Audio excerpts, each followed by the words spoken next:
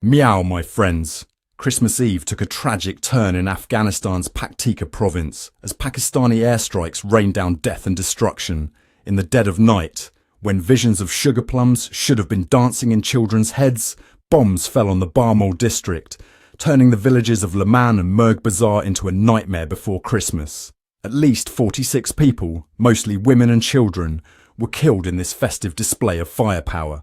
Pakistan claims they were targeting hideouts of the Taliban Pakistan, or TTP, because nothing says peace on earth quite like blowing up civilians, am I right? It's like trying to catch a mouse by setting your entire house on fire. The Taliban, those bearded arbiters of justice, are absolutely furious. Their spokesperson, Zabihullah Mujahid, called the strikes barbaric and a clear violation of Afghanistan's sovereignty. He went on to say, "The Islamic Emirate of Afghanistan strongly condemns Pakistan's attacks on refugees in Khost and Paktika provinces and calls it a violation of all international principles, because clearly, the best way to solve violence is with more violence. It's like trying to put out a fire with gasoline, but hey, who am I to judge?" Now, let's take a moment to understand the TTP, shall we? Imagine if the Afghan Taliban had an annoying little brother who decided to rebel against Pakistan instead.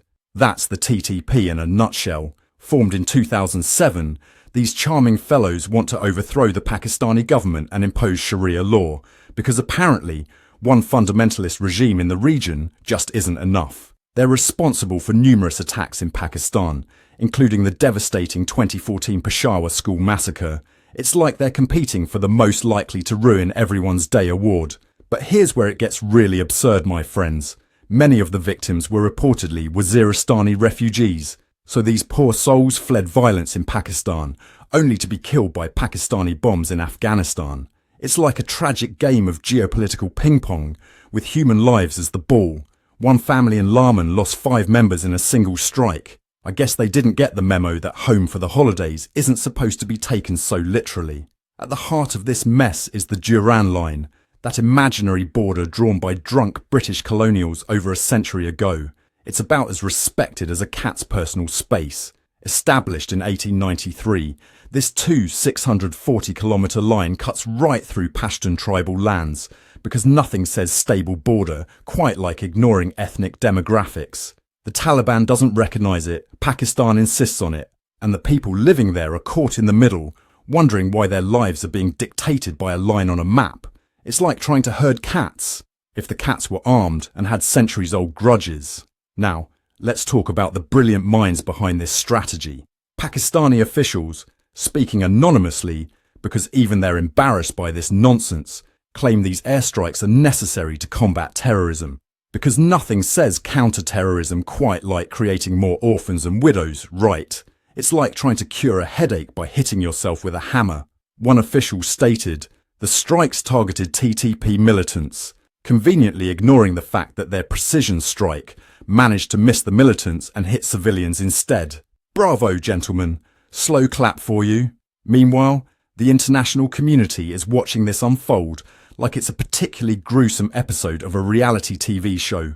They're all deeply concerned and calling for restraint, which in diplomatic speak means we're not going to do anything, but we want you to know we're tutting disapprovingly.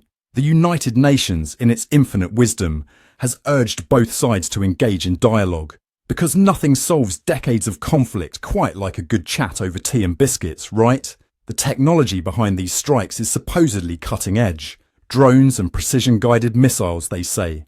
But when your precision strike kills 46 civilians, including children, one has to wonder if they're using military-grade equipment or something they bought off a late-night infomercial.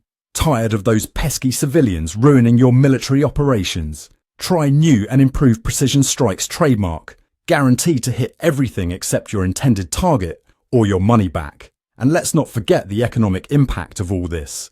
Nothing stimulates an economy quite like constant fear and destruction, right? I'm sure the local businesses in Paktika are thrilled. Come for the scenic mountain views? Stay because your village has been reduced to rubble. The cost of these military operations could have been used for schools, hospitals, or even a really big ball of yarn. But no, apparently explosions are a better investment. This latest incident is just another verse in the never-ending ballad of Afghanistan-Pakistan relations. Remember the suicide bombing in Banu in August 2023 that killed 12 Pakistani soldiers? Or the shootout in Job in September that same year? It's like a dysfunctional family reunion where everyone brings grenades instead of potato salad. The humanitarian situation is, as you might expect, catastrophic. Aid organisations are struggling to reach the affected areas because apparently dodging bombs isn't part of their job description. One NGO worker was quoted as saying, "We're trying to provide assistance, but it's like playing Minesweeper in real life." Well, at least they're keeping their sense of humour. The environmental impact is just the icing on this disaster cake. Bombed infrastructure, polluted water supplies, and scorched earth make for a perfect storm of ecological devastation. But hey, maybe that's the goal. Can't have a border dispute if the whole area is uninhabitable, right? In conclusion, as we head into 2025, it seems the Afghanistan-Pakistan border region is determined to keep international relations experts employed for years to come. One can only hope that someday these two nations will realise that bombs make for terrible neighbours. But until then, we'll be here, reporting on this circus of human folly. If you're as baffled by this conflict as a cat trying to catch a laser pointer, hit that subscribe button. Trust me, you'll need all the help you can get to make sense of this geopolitical litterbox. Meow, my friends. Stay curious and keep your claws sharp. The world might be going to the dogs, but at least we cats can sit back and judge it all. Thanks for tuning in to News Cats. I'm Rondi Parmesan.